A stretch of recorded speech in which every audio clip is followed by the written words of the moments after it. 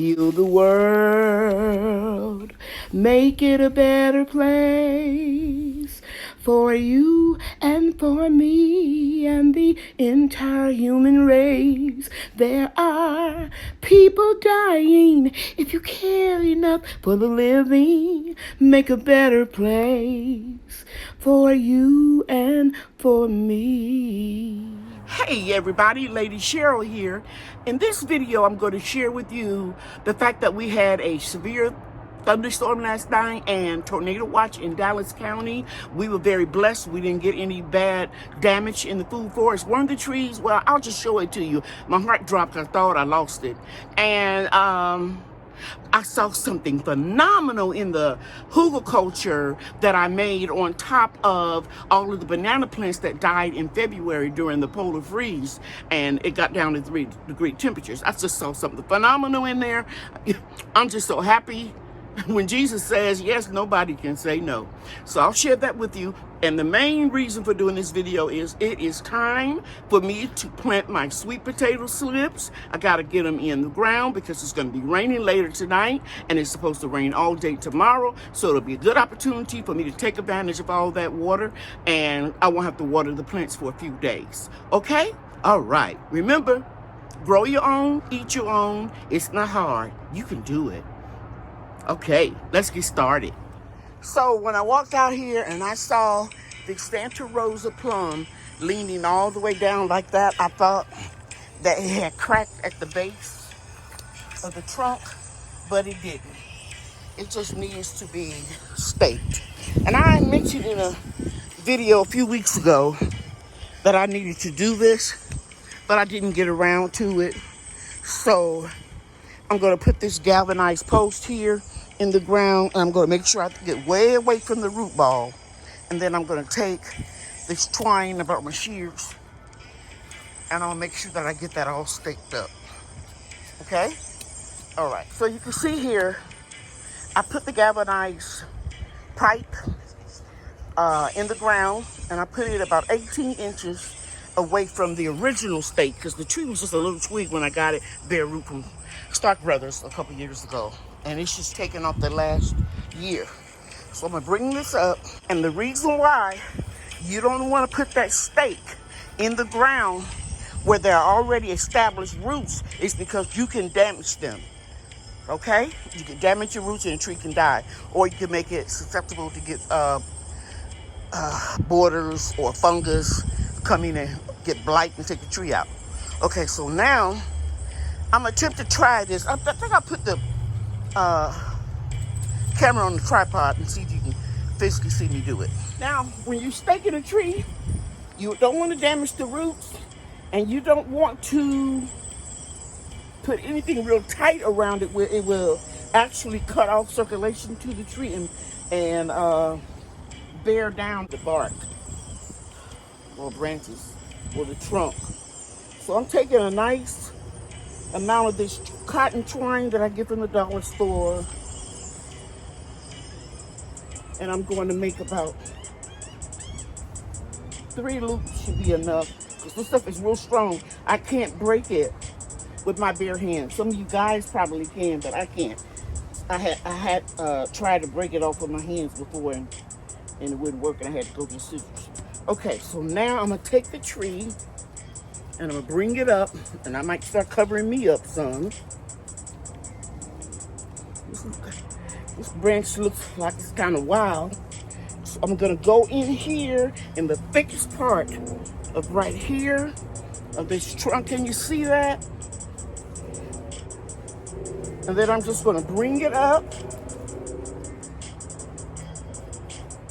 and tie it loosely to secure it.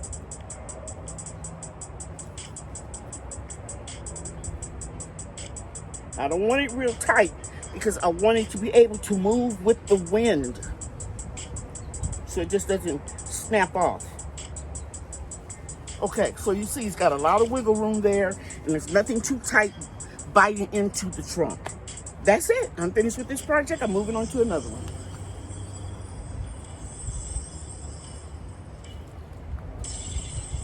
Okay, so it's beginning to rain, but I want you to see my incredible. I'm going closer.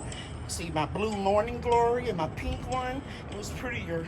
It's shriveling up now because, you know, they open up and then they drop off and more come up. But they're growing like I wanted them to, all the way up that trellis.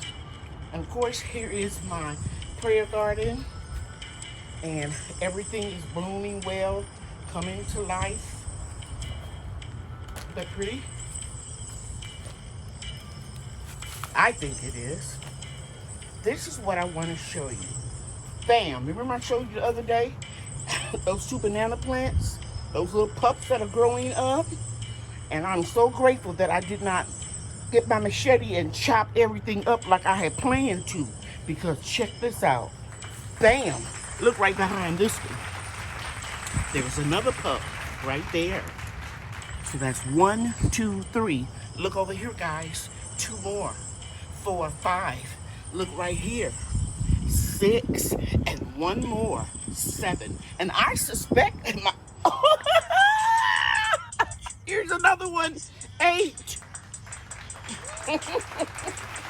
So if I don't get any to come up on this side, I will dig a few of them up and to balance it out and put some right in here, a couple of pups. So I counted 8. When Jesus says yes, nobody can say no.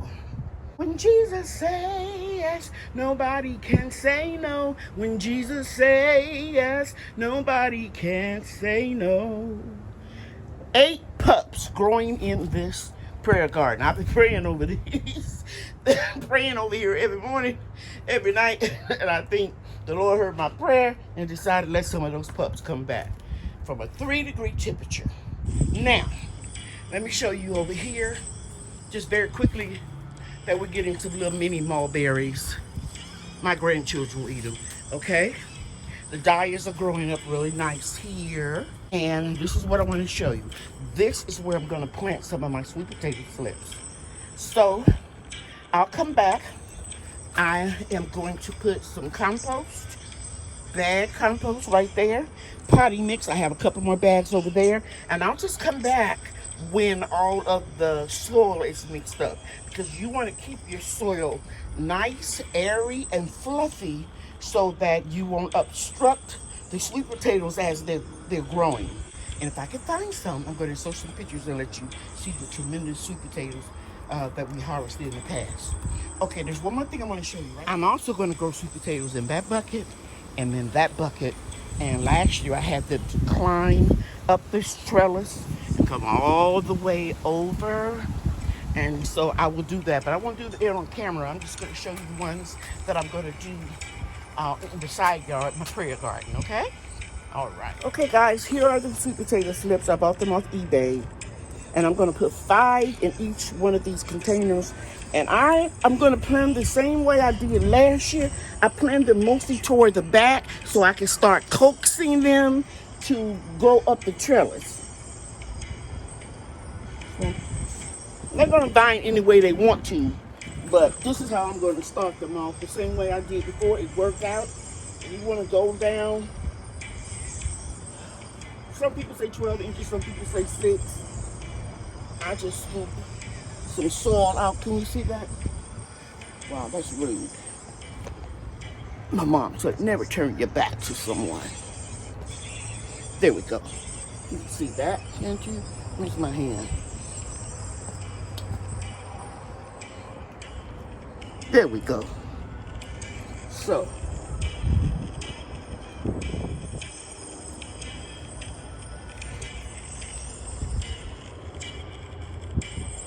and I may have to put some more soil in here later, but we'll see.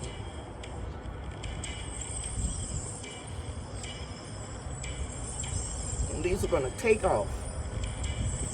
And I want them to climb up that trellis. So I'm going to do the same thing on this side. Let's see if I can get that a little closer.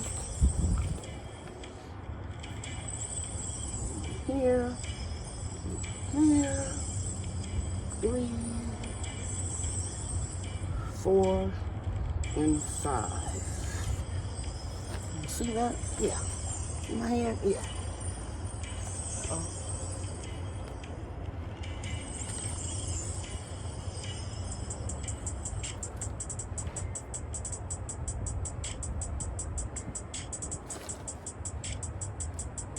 Put the small one right here. And all that good rain should get these in real nice. Tucked in real nice. You're gonna have to come out here and make sure that you train your sweet potatoes to go up. Okay? Doing the same thing here.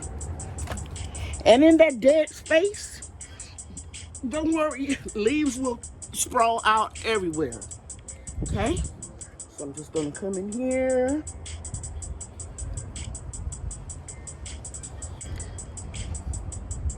2.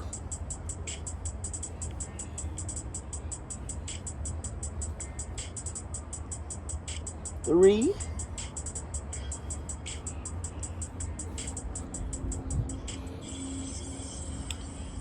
4. And I'll put one right in here. 5.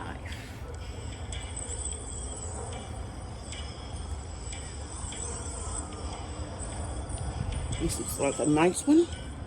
So we'll put it pointing that way. But they're going to sprawl all out. And you'll see. And I'll be bringing you updates.